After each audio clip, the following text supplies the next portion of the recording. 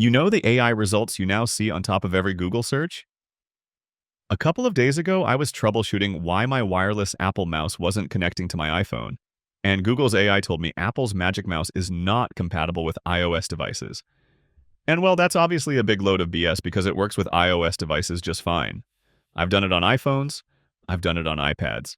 It seems like Google's AI just pulled this response from one of the forum posts related to the topic, where some random dude said it doesn't work, and that response somehow became Google's default AI answer.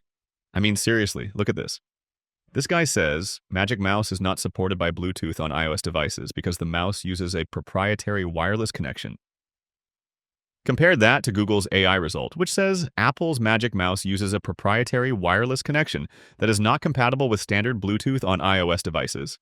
So basically, anyone can post anything online, and those answers, whether they're accurate or not, might become Google's preferred AI answer. Talk about sketchy search results. If you prefer your search results without any of this AI nonsense, type -AI at the end of your search term, and you'll get search results just like they used to look.